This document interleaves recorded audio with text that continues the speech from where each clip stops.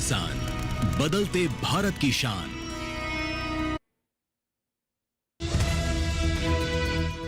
इस हफ्ते एक के बाद एक पश्चिमी विक्षोभ का अनुमान। 31 जनवरी से 3 फरवरी के बीच जम्मू कश्मीर और हिमाचल प्रदेश में बारिश और बर्फबारी के आसार। हरियाणा और पंजाब के कुछ हिस्सों में शीतलहर चलने की संभावना। उत्तराखंड में कुछ जगह पड़ेगा पाला।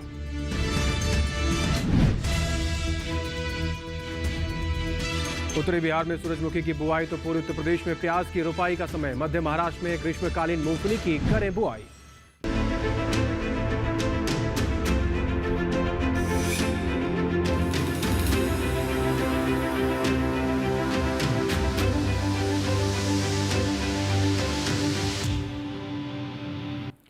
नमस्कार, स्वागत है आप सभी का डीडी किसान के इस खास कार्यक्रम मौसम खबर में और मैं हूं आपके साथ पुलकित शुक्ला।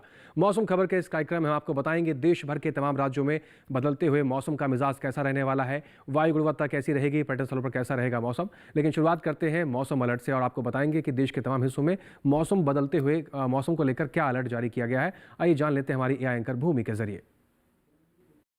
जी पुलकित, जैसा कि देश के ज्यादातर राज्यों में तापमान कम हो रहा है, जिससे ठंड लगातार बढ़ रही है, बल्कि कई राज्यों में शीतलहर भी चल रही है। मौसम विभाग ने बहुत सी जगहों और कुछ राज्यों के लिए अलर्ट भी जारी किया है। उन क्षेत्रों की जानकारी लेते हैं जहां सतर्क रहें।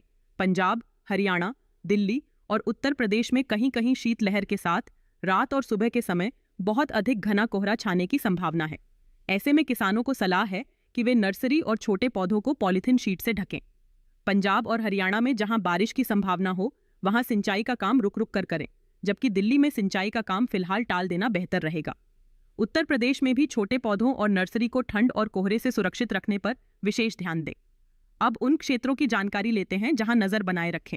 हिमाचल प्रदेश में कहीं कहीं रात और सुबह के समय घना कोहरा देखने को मिल सकता है।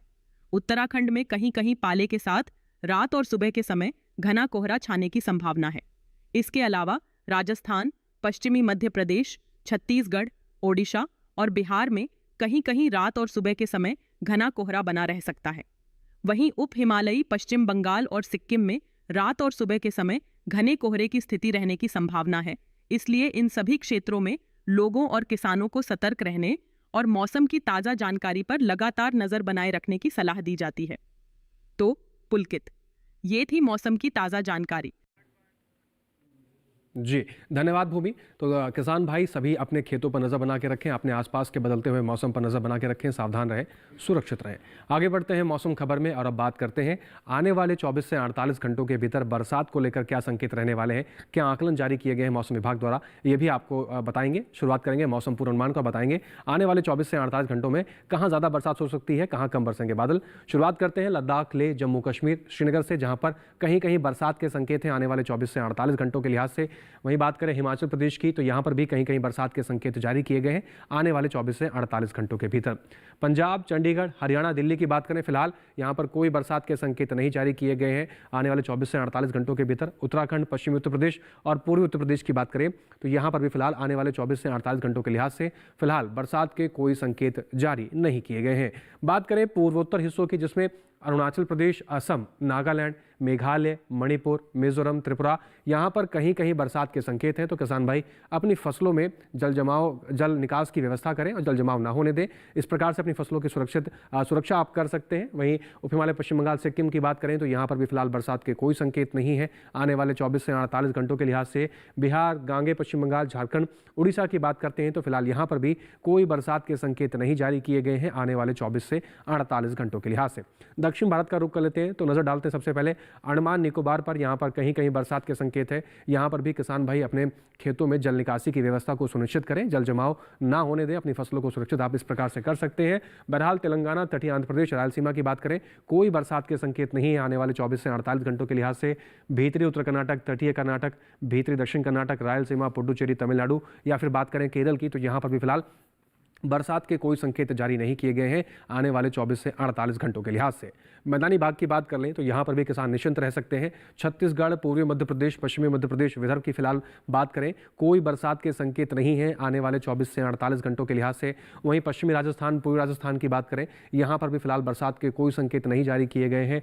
कच्छ, सौराष्ट्र, गुजरात, दमन और दीव, मध्य महाराष्ट्र, कोंकण, गोवा की बात करें तब यहाँ पर भी फिलहाल बरसात के कोई संकेत जारी नहीं किए गए। यानी मैदानी भाग के किसी भी हिस्से में आने वाले 24 से 48 घंटों के लिहाज से बरसात को लेकर कोई संकेत नहीं है, कोई आकलन जारी नहीं किए गए। यहाँ के किसान निश्चित रह सकते हैं। इसके साथ ही आगे बढ़ते हैं और बात करते हैं आने वाले पिछले 24 घंटे में मौसम का हाल कैसा रहा है। इसके साथ यहाँ पर वक्त हो गया एक छोटे से ब्रेक का। ब्रेक के उस पर कुछ और जानकारियां मौसम के लिहाज से आप तक पहुंचाएंगे।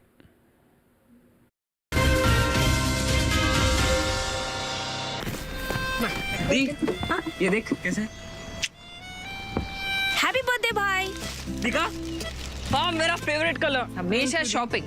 आई नो माँ, बट खर्चा करने की भी यही उम्र है, राइट? सेविंग करने की भी यही उम्र है। आई नो पा, सेव करो, सही जगह निवेश करो, रकम पर ब्याज मिलेगा, जिसे फिर से निवेश करने पर ब्याज मिलता रहेगा। आई नो ना। आरबीआई कहता है, करो सही शुरुआत, बनो फाइनेंशियली स्मार्ट।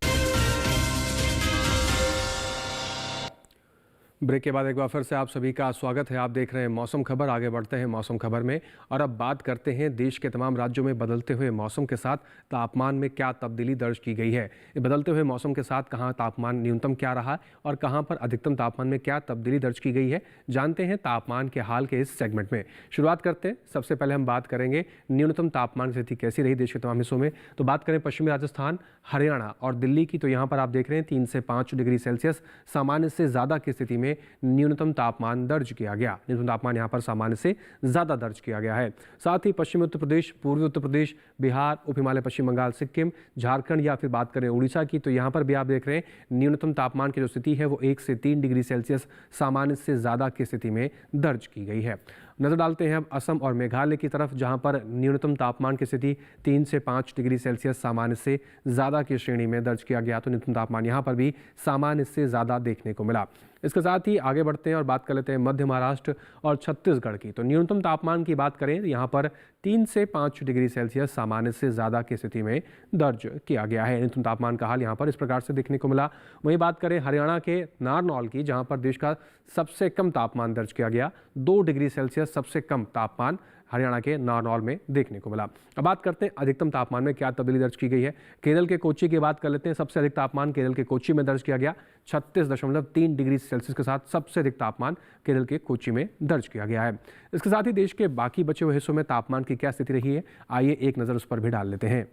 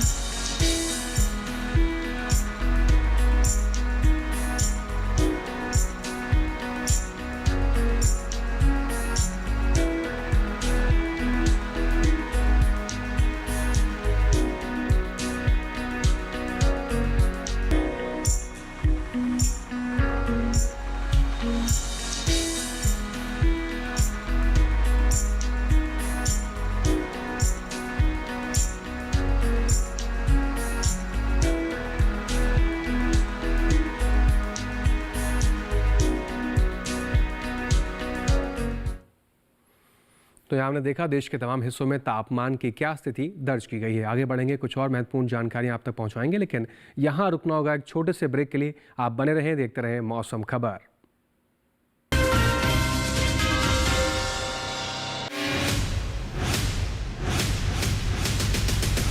शुरू हो चुका है बजट का काउंटडाउन। क्या रहेगी कृषि जगत की उम्मीदें, कृषि जगत का क्या क्या है सरोकार, जानेंगे जाने माने अर्थशास्त्रियों से, जानेंगे देश के किसानों के दिलों का हाल। काउंटडाउन 2026। देखिए मेरे साथ 31 जनवरी दिन शनिवार दोपहर 12 बजे और रात 8 बजे सिर्फ दूरदर्शन किसान पर।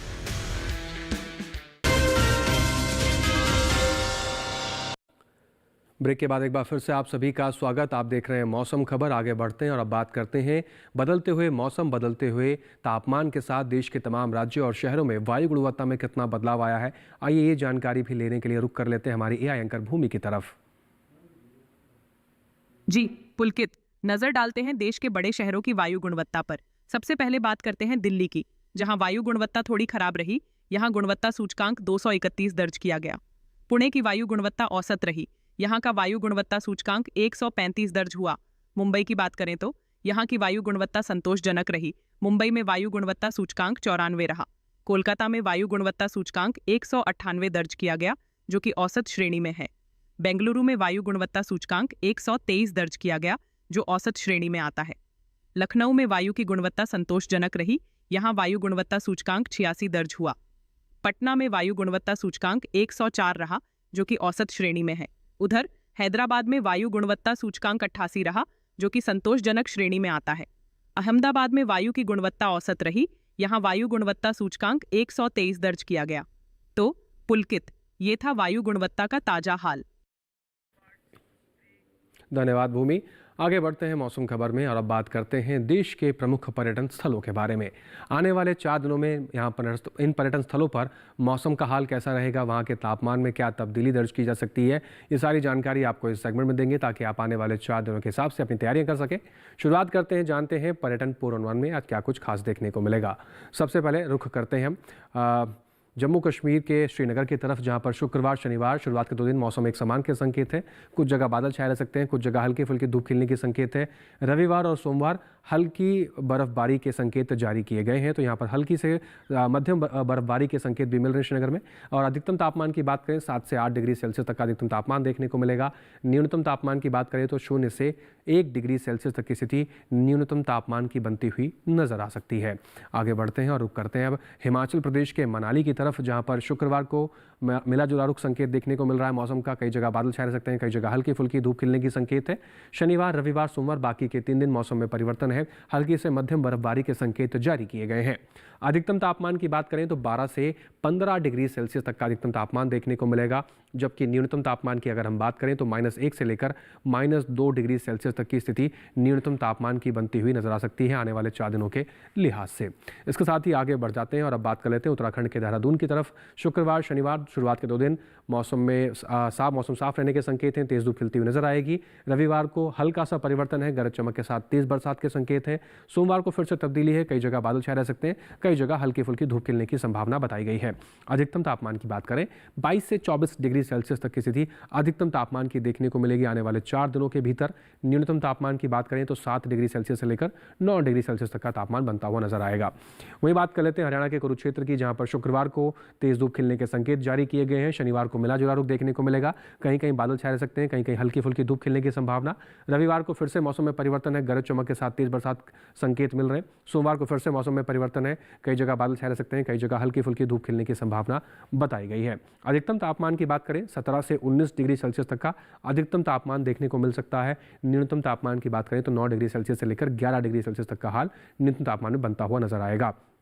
उत्तर प्रदेश के लखनऊ की तरफ रुख करते हैं। शुक्रवार शनिवार रविवार शुरुआत के 3 दिन आप देख रहे हैं कई हिस्सों में काफ़ी घना कोहरा छाए रहने के संकेत जारी किए गए हैं, तो लखनऊ जाने वाले जितने यात्री हैं थोड़ा सा सावधानी बरतें इन 3 दिनों में। सोमवार की अगर हम बात करें हल्का सा तब्दीली यहाँ पर मौसम में देखने को मिल सकती है। कुछ जगह बादल छाए रहेंगे, कुछ जगह हल्की फुल्की धूप खिलने की संभावना बताई गई है, जबकि अधिकतम तापमान की स्थिति 22 डिग्री सेल्सियस से लेकर 27 डिग्री सेल्सियस तक जाने की संभावना है। न्यूनतम तापमान की बात करें तो 9 डिग्री सेल्सियस से 15 डिग्री सेल्सियस के आसपास का तापमान देखने को मिलेगा। महाराष्ट्र के मुंबई का रुख कर लेते हैं। शुक्रवार शनिवार रविवार सोमवार चारों ही दिन मौसम एक समान के संकेत है, मौसम साफ रहेगा, तेज धूप खिलने के संकेत जारी किए गए हैं चारों दिन। अधिकतम तापमान की बात करें 30 से 31 डिग्री सेल्सियस तक का अधिकतम तापमान आपको देखने को मिलेगा आने वाले 4 दिनों के लिहाज से।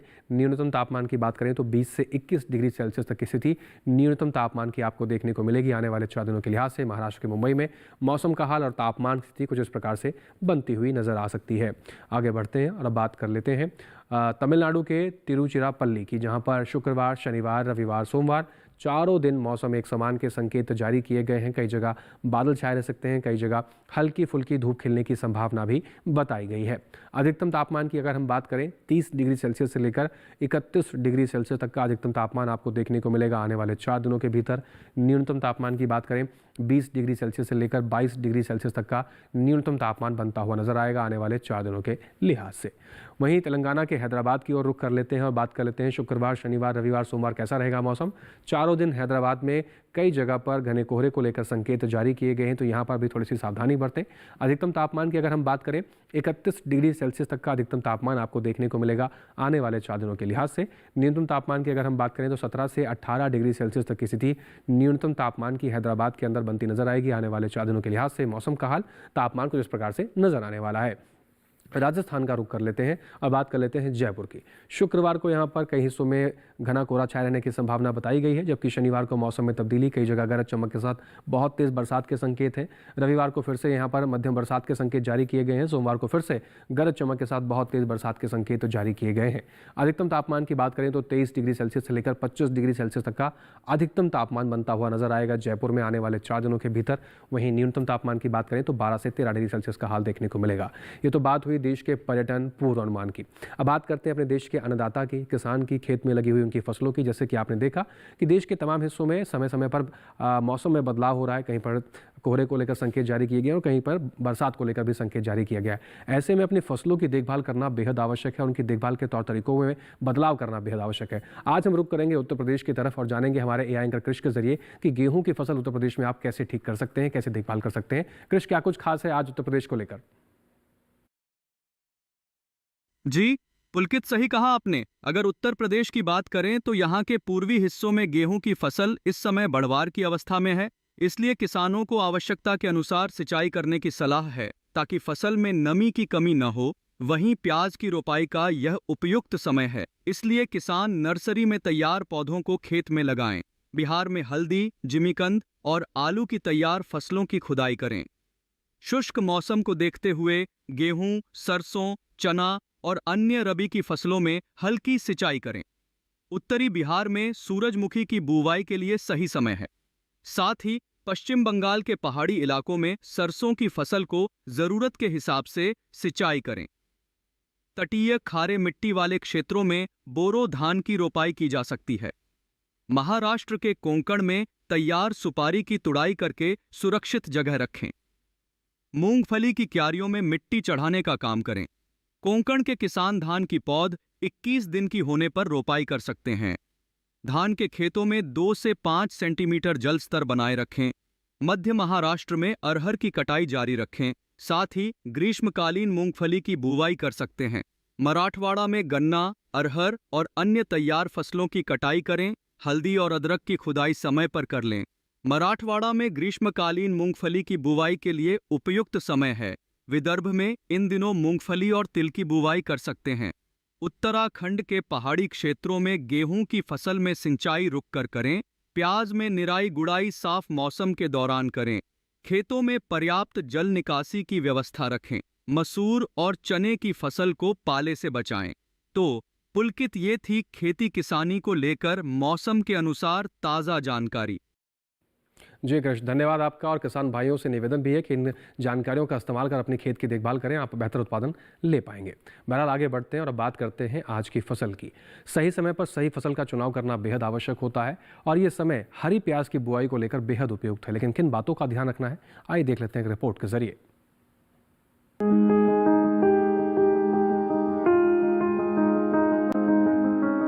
ये समय हरी प्याज की पूसा सौम्या किस्म की बुआई के लिए एकदम अनुकूल है। इसकी बुआई के लिए किसान सबसे पहले खेतों को जोतकर तैयार कर लें। खरपतवार को पूरी तरह से साफ कर लें। 1 हेक्टेयर खेत के लिए करीब 10 से 12 किलो बीज काफी रहते हैं। उर्वरक की बात करें तो अच्छी फसल के लिए 1 हेक्टेयर खेत में 150 किलो नाइट्रोजन, 60 किलो फास्फोरस और 60 किलो पोटेशियम युक्त उर्वरक का इस्तेमाल करें। बुआई के समय पंक्ति से पंक्ति के बीच की दूरी 15 सेंटीमीटर रखें। अच्छी फसल के लिए बुआई के तुरंत बाद फसल में सिंचाई करें। इसके बाद हर 10 से 12 दिन के अंतराल पर फसल में सिंचाई जरूर करें। हरी प्याज में थ्रिप्स कीट के हमले का खतरा रहता है। थ्रिप्स की रोकथाम के लिए विशेषज्ञों की सलाह पर उचित दवाओं का छिड़काव करें। ध्यान रहे दवा का छिड़काव सिर्फ कीट प्रभावित जगह पर ही करें। उन्नत किस्म पूसा सौम्या लगाने से किसान अच्छी उपज ले सकते हैं। 1 हेक्टेयर में इस किस्म की 250 क्विंटल फसल ली जा सकती है। ये किस्म उत्तर भारत में लगाने के लिए काफी अच्छी है। पूसा सौम्या की खेती उत्तर भारत में दिल्ली और दिल्ली के आसपास के इलाकों में की जा सकती है। और इसके साथ ही आज के मौसम खबर में बस इतना ही, लेकिन जाते जाते आइए एक बार फिर से नजर डालेंगे आज की सुर्खियों पर। इस हफ्ते एक के बाद एक पश्चिमी विक्षोभ का अनुमान। 31 जनवरी से 3 फरवरी के बीच जम्मू कश्मीर और हिमाचल प्रदेश में बारिश और बर्फबारी के आसार। हरियाणा और पंजाब के कुछ हिस्सों में शीतलहर चलने की संभावना। उत्तराखंड में कुछ जगह पड़ेगा पाला। उत्तरी बिहार में सूरजमुखी की बुआई तो पूर्वी उत्तर प्रदेश में प्याज की रोपाई का समय। मध्य महाराष्ट्र में ग्रीष्मकालीन मूंगफली की करें बुआई। और इसके साथ ही आज के मौसम खबर में बस इतना ही। मौसम खबर में दिखाई गई हर एक जानकारी को किसान भाई दोबारा से डीडी किसान के यूट्यूब चैनल पर भी देख सकते हैं। आपके टीवी स्क्रीन पर हम आपको एक QR कोड दिखा रहे हैं, इसको स्कैन करें, सीधा पहुंच जाएंगे डीडी किसान के यूट्यूब चैनल पर। वहां पर भी दिखाई गई हर एक जानकारी को आप दोबारा से देख सकते हैं। उम्मीद करते हैं दिखाई गई हर एक जानकारी से हमारे किसान भाइयों को लाभ हो रहा होगा। फिर से हाजिर होंगे मौसम से जुड़ी तमाम नई जानकारियों को लेकर। फिलहाल हमें दीजिए इजाजत, बने रहे डीडी किसान के साथ। नमस्कार।